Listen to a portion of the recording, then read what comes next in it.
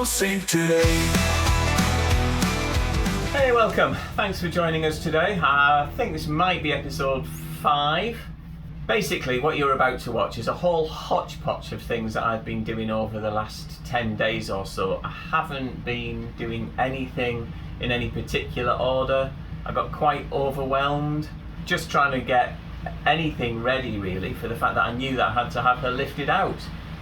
So you will see that today, a little bit of the first time that I managed to sail Ketty, motor Ketty, a little bit of her swinging in a crane.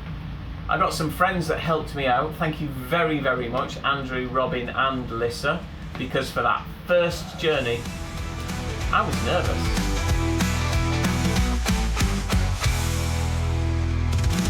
Well, good morning everybody. It is now just short of 2 weeks since Ketty has been handed over. And I'm glad to say that that is now out.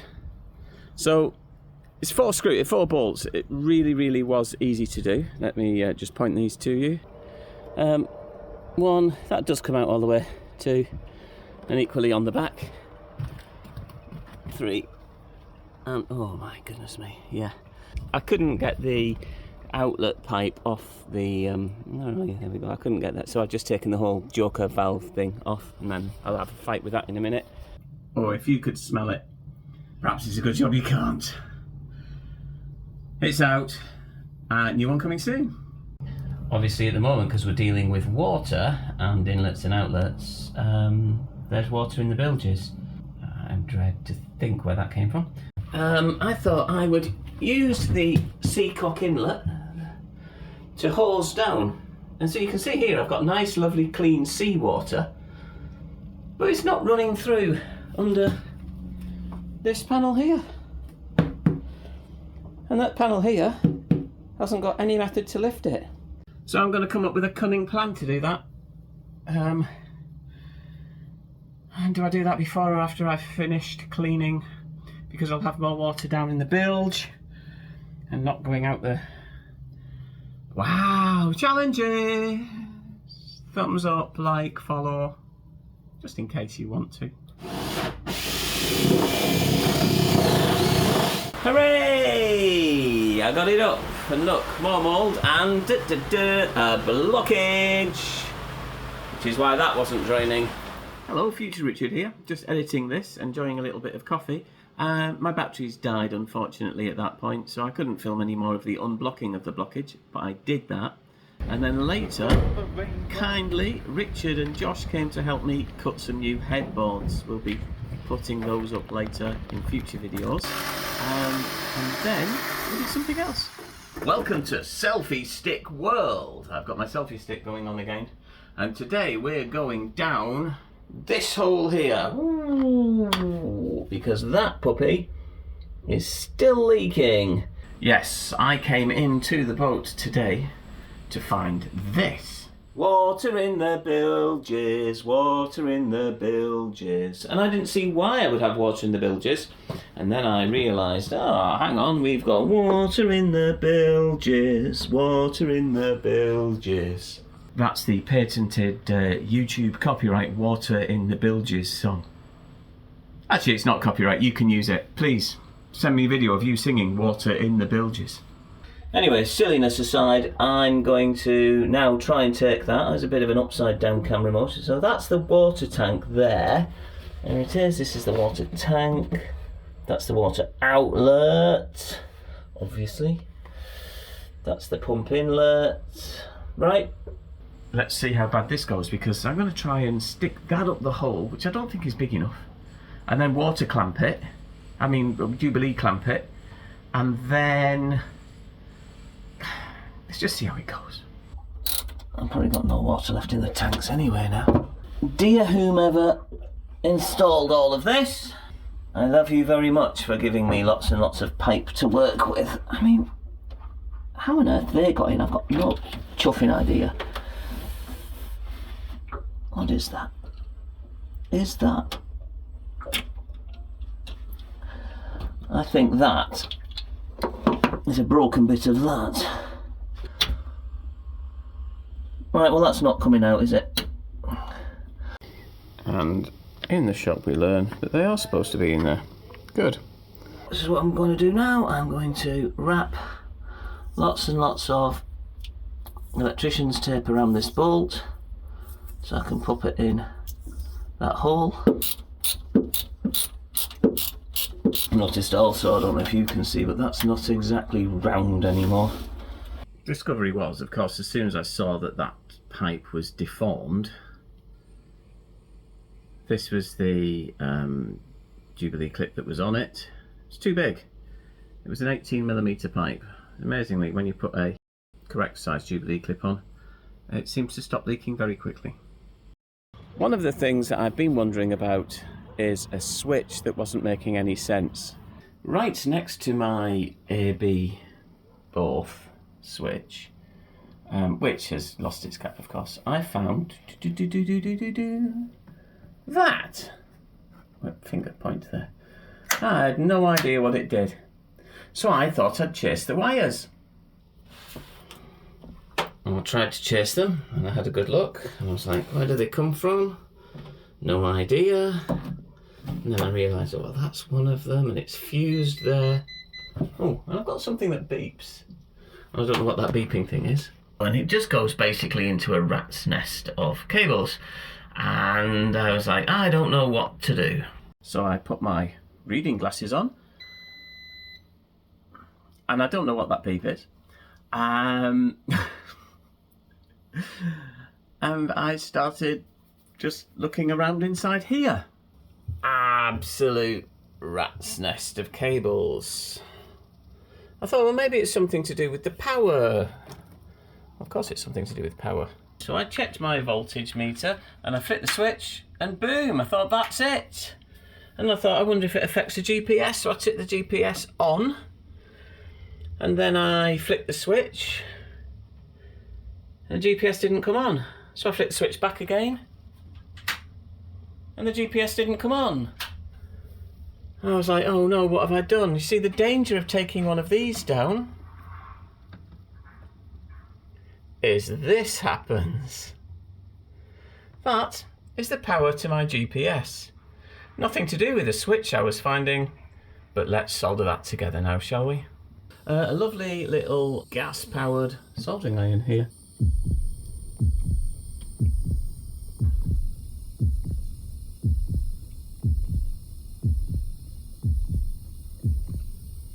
Let's inspect our handiwork. Absolutely awful.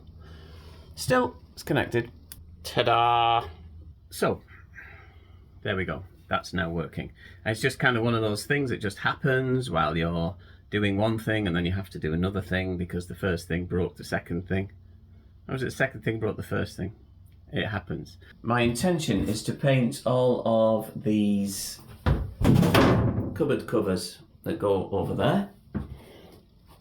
Just because they're forever getting nasty. Sand them down, just give them a paint. I'm only going to use Wilko's Wax Enriched Timber Care for all of your timber care needs. Entertainingly, I've written on where each of these boards goes, so that I know exactly where they all go later. Oh well. I guess I'm just going to be having to play a game of Hunt the Hole. What was it you used to do when you were a kid and you know the round shape goes in the round hole and the square shape goes in the square hole? Well, the bizarre tetrahedron, he knows where it goes. I know exactly where it goes at the moment. I won't after I've painted it. I've been fitting LED lights and I was listening to the music on the radio. Nice music. And then I turned on the LED lights just to see. I guess those cheap Chinese LED lights aren't suppressed. This is beautiful. This is the pilot berth or the quarter berth. And this is it's mouldy. Well, here. All that white stuff is mould. The black stuff is old glue.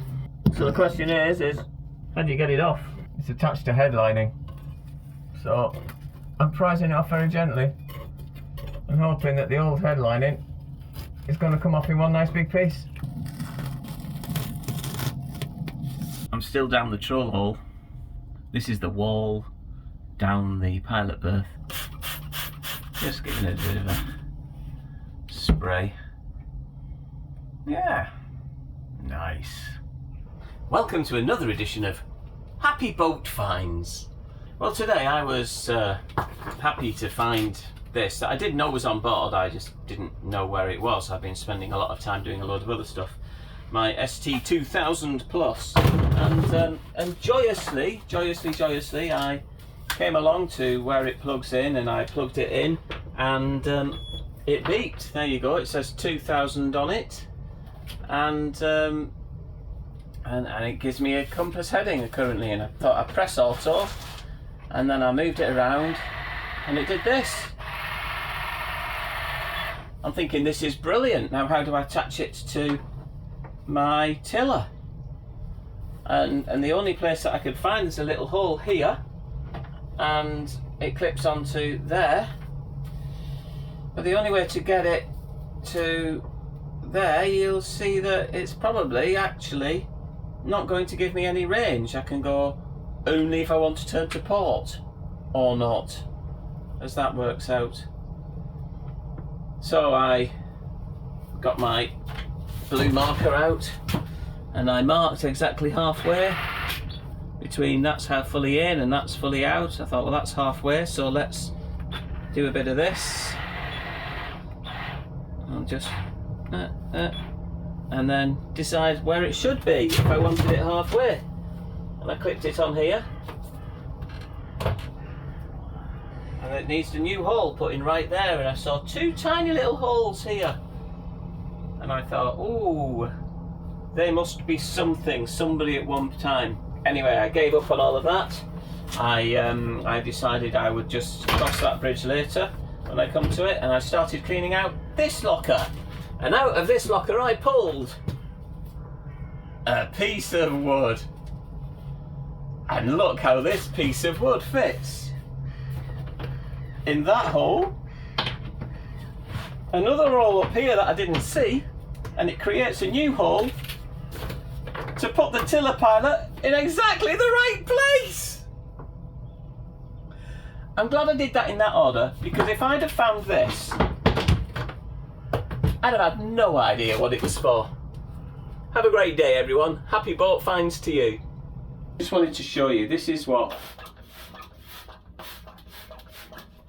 happens to your lungs, maybe, if you're a smoker. So this little section I've not done at all yet. I've just sprayed it with a bit of bleach, vinegar, and a little bit of apple blossom fairy liquid stuff, because I don't like the smell of just bleach and vinegar. It doesn't make it much better, it just makes it a little bit better.